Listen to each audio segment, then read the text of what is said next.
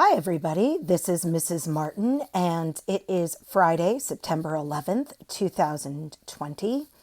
And I am coming to you with the In Case You Missed It daily lesson recap. So if you were absent from class today or your technology was not functioning properly, this will give you an overview of what we accomplished today in English class on Team Cheetah 7. Today, we started with a do now, which can be found inside of Google Classroom. But the do now was titled Do Now Number 2, September 11th, 2001. And the form looked a little something like this. It says at the top, write down one fact that you know about September 11th, 2001. A fact, remember, is something that can be researched and proven no matter who it is that's looking for the information. So a fact is something that's absolutely 100% certain and can be verified or proven.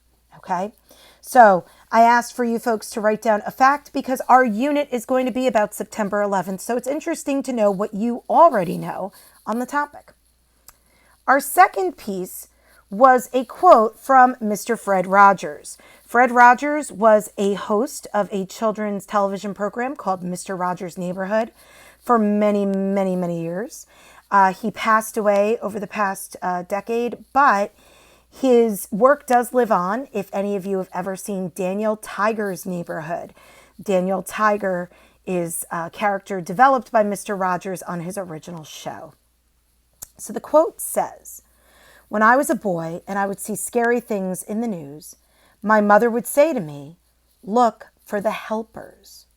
You will always find people who are helping.'"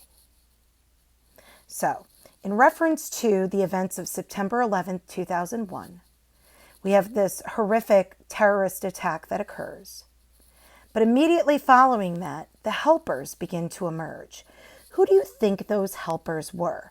That is the question that's underneath the picture. Who were the helpers on September 11th, 2001?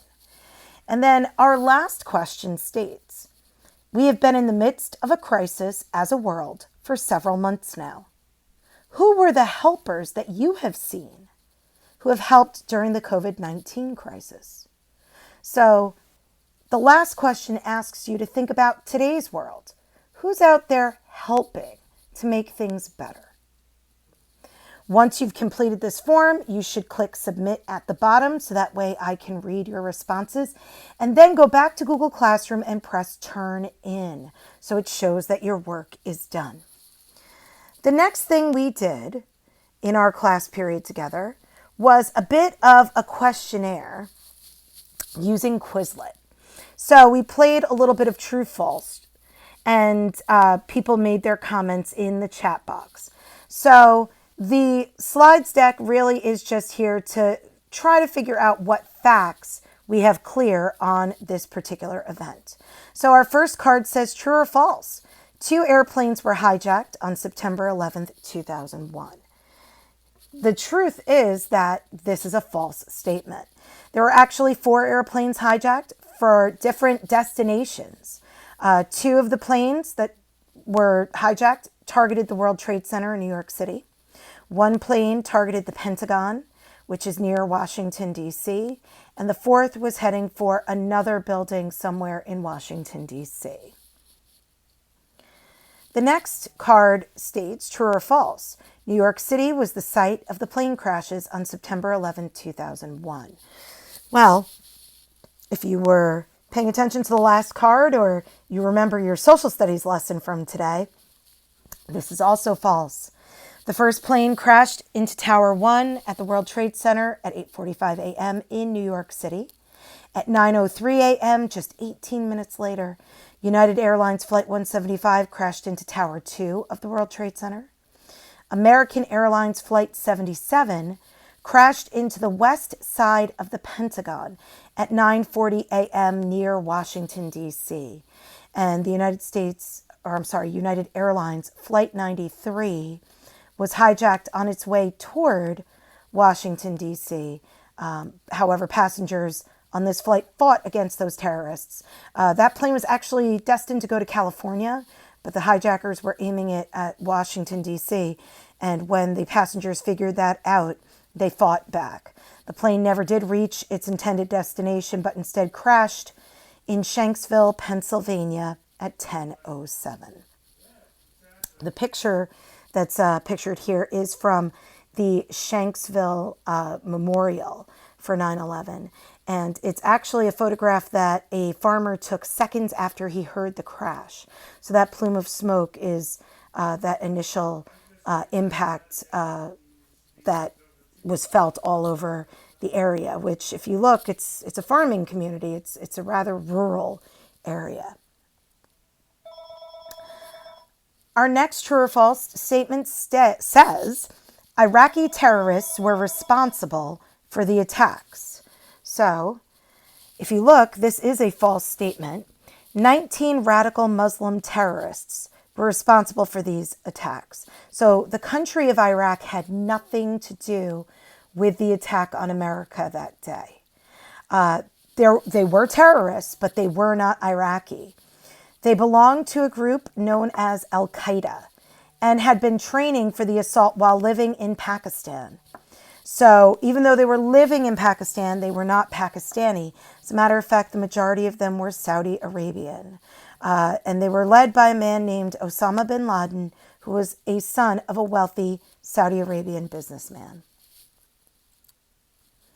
True or false? 265 people were killed by the attacks. This is a false statement. However, the number 265 does have some significance.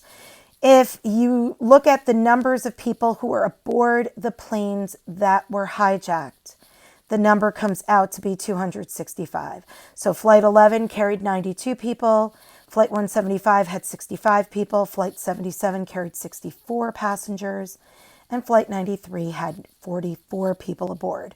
So altogether with crew, it comes out to be 265 people, none of whom were able to survive. The total number of casualties for the attack, however, was calculated at 2,819. And sadly, 2,000 of them were just employees of companies that had offices in the Twin Towers. So very sad that we lost our brave men and women who were paramedics and firefighters and police officers. However, for 2,000 regular civilian folks to go to work that day and not have any idea what was going to happen to them, certainly a scary thought. True or false? Each of the 3 buildings hit by airplanes collapsed later that morning. This is actually true. At 9:59, Tower 2 of the World Trade Center collapsed. At 10:10, the part of the Pentagon that was impacted by the airplane did collapse as well. And at 10:28, Tower 1 of the World Trade Center collapsed. Please know that at the time, no one expected any of these buildings to collapse. Even after the impact occurred, people were under the impression that the buildings were strong enough to withstand what was going on, since, especially with the Twin Towers, they were built to withstand hurricane force winds and earthquakes and things of that nature. So the idea of those towers collapsing really did come as a shock to everyone. True or false? Some people did miraculously survive the attacks, and the answer to that is true. Absolutely. While none of the airplane passengers survived, many people were able to safely evacuate from the Pentagon as well as the Twin Towers, thanks in no small part to the bravery and courage of emergency workers, first responders, and also ordinary citizens who were just doing the right thing, even though they were scared and uncertain. True or false? Many who died were attempting to rescue others. That sadly is true. As I mentioned earlier, 343 paramedics and firefighters did die on this day. However, countless others attempted to rescue and assist coworkers, causing them to miss the opportunity to escape. Initially, the impact was at a high enough floor that people were told to stay in the building so that emergency services could go up the stairwells and reach the affected floors. Like I said, no one expected the towers to fall, so it never occurred to them that evacuating people immediately was a priority. True or false? Al-Qaeda never explained why they attacked. This is actually false. Osama bin Laden, the leader of Al-Qaeda, has sent out numerous interviews and videos explaining his reasoning for the attacks. While millions of people are Muslims, practicing the Islamic religion in a peaceful, positive way, the members of Al-Qaeda were radical, fundamental Muslims. And that basically means that they believed anyone who did not practice their religion or share their beliefs should be punished. Unfortunately, Osama bin Laden became very upset with American military policies. He did not like that America had military troops in the Middle East. And so he decided that America would be a good target for a jihad. A jihad is a religious holy war. He urged his followers to give their lives for the cause, promising that they would be rewarded in their afterlives. So while Osama bin Laden planned the attack, he didn't actually participate in it. He sent other people out to do the actual work. And just so you understand, Osama bin Laden was in the process of being captured and was actually killed by U.S. forces many years ago. So at this point, we have a lot of different facts about September 11th. But if you still have questions, please know that you are absolutely welcome to ask those questions, because that is how we all learn best. Okay? We will be working on the September 11th unit for a month. So whether you want to email or you want to save your questions for class discussion, you're absolutely welcome to reach out for me any way you can. And I'm always happy to answer your questions. So I want to take us back to the idea of looking for the helpers. When we talked about that Fred Rogers quote, we talked about looking for the helpers in our world today. Well, what was interesting to me is that an author named Mary Pope Osborne wrote a story dedicating it to the firefighters and emergency workers and first responders on September 11th. But the story itself is actually about a firefighter from 100 or more years ago named Mose. So I shared with students today the story of Mose in a clip called New York's Bravest. Let's give it a listen.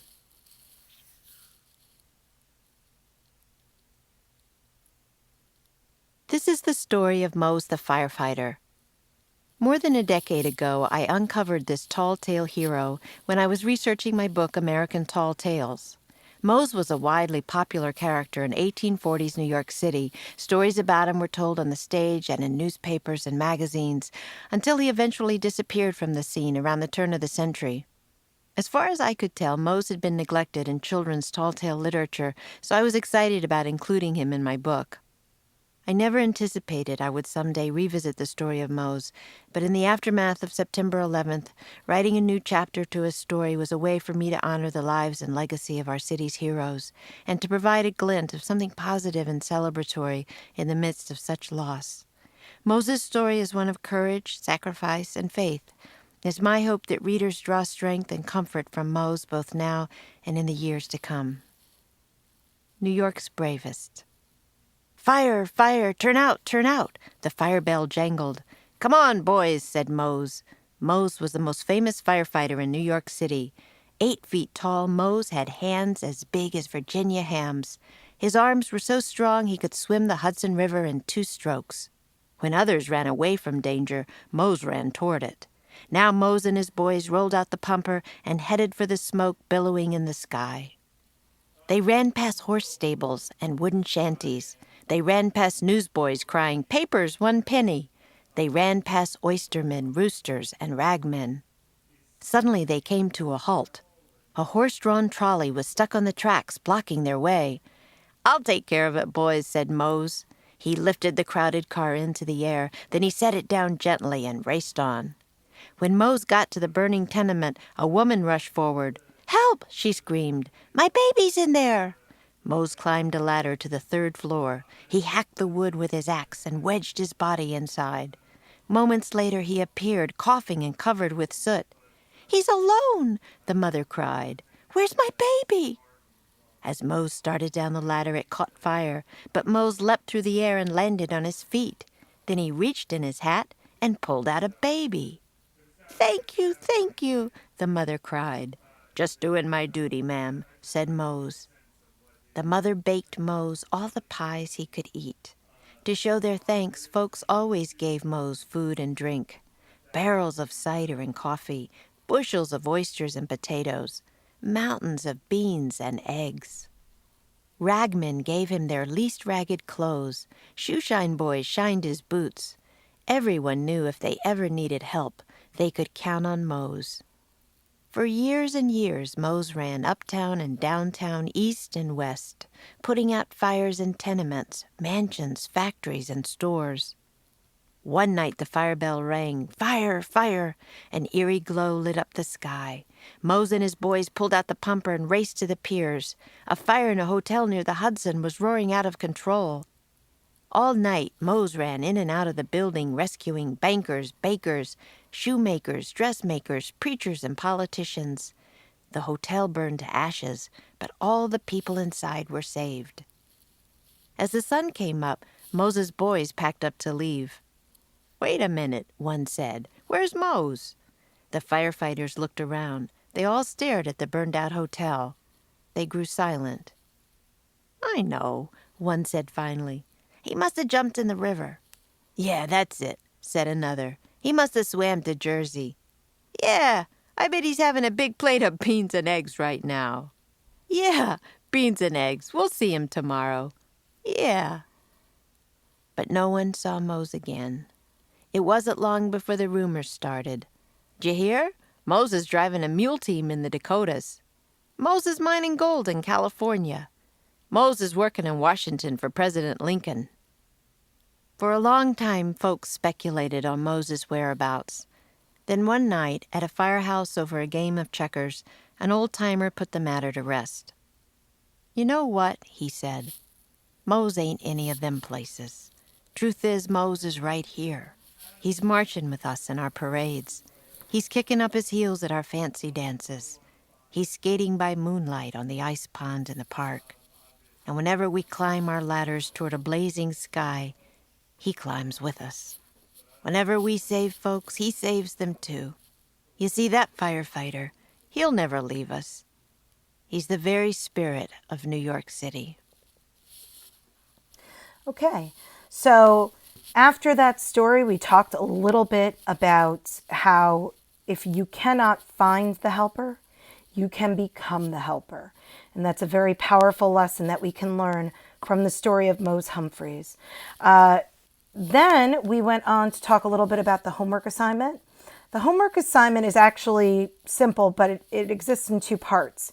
The first part of it is to make sure that you talk to someone in your family who was alive during the attack on America, September 11th, 2001. So any adult will do. It can be a neighbor, it can be a friend, it can be a cousin, uncle, aunt, parents, grandparents, whoever. Ask them where they were. And you've got to be prepared to share that story with us. So again, the homework assignment is listed in Google Classroom. If you go to your classwork, it will be listed under homework number 1. Where were your loved ones during September 11th? So what I have open in front of me right now is the attachment for that piece of homework, because I want you to make sure that you are writing your Gmails correctly. So when you do have that conversation with whichever adult you choose, you're going to write me a very brief email explaining where that adult was on September 11th. Please make sure that for the subject line, you include something that is short and informative. So the examples here say something like last night's homework, Friday's test. Because this is an assignment for class, you can just put 9/11 classwork or 9/11 homework or 9/11 English assignment, and those would be just fine. You do not write the entire email in the subject line. The next step says use a greeting. So dear Mrs. Martin, hello Mrs. Martin, good evening Mrs. Martin, hi Mrs. Martin, any of those will work. Just notice that after Martin, there is a comma. Then you skip down to the next line and you write the body of your piece. So it's going to be done in grammatical English, which means standard classroom English. Give yourself credit for being multilingual. You speak text messenger, you speak slang, but because this is homework, it is supposed to be in standard English. So please do not write in text messenger language, okay? Ultimately, text lingo or slang is not going to get you the credit you want on this assignment. The next step asks you to proofread. So make sure that you read back over what you've written to make sure that it makes sense. If you've made any errors in spelling or capitalization or grammar, it might get in the way of the message of what you're trying to send. So make sure that you check your work. Please avoid using all caps when you type or bold print because it looks like you're yelling. As far as tone is concerned, this is a classwork assignment, so you're supposed to write in formal, regular sentences. Okay, it's not one of those casual kind of emails like, hey, what's up? You've got to make sure that you're writing complete thoughts. And then lastly, please sign your name. You can just sign your name or you can put something of a closing like thank you or sincerely or see you tomorrow. But regardless, you do have to put your name on your email. So a finished email would look a little something like this. So you would have your subject line, which is short but direct and informative, a proper greeting with a comma after it. You have the body of the email, which is just a couple of short sentences, but there's no slang involved, and the student used correct punctuation and capitalization. And then finally, the student signs off with thank you, comma, and their name. So that is the format you need to follow for this weekend's homework. It is due by Monday at 8 a.m. And if you do it correctly, then you get the whole 100 points as your first homework grade, and that'll be a terrific thing. The very last thing we did in class today was our digital daily checkout form. So the digital daily checkout form is a little bit different every day. Just like with yesterday, you need to fill in today's date, your first and last name, and your class period. And then you will click next. You do have to answer the how you doing question. Are you this or that? So today I'm asking, are you taking it easy, all chill and cheesy? Or are you a little bit feisty, ready for things to get spicy? So if you're feeling more Cheeto than Taki, make your choice. And then you can click submit. However, if you want to, you can answer the questions on the bottom. The leave a note and tell me how you're feeling question is always there for you. It's, any kind of question you may have. It may be academic, it may be personal. It's entirely up to you. And if you do leave me a question there, I will write you back over your school district Gmail. And then the I'm not okay part. If you need a little more specific help, but you don't really want to write it all out, then you pick one of the selections there, and I will also contact you. So with all of that in mind, that was today's English class, and I hope you had a wonderful first week of school. If you have any questions, please feel free to always email me at lmartin, M-A-R-T-I-N, @sufferncentral.org. Have a great weekend, guys. We'll see you Monday.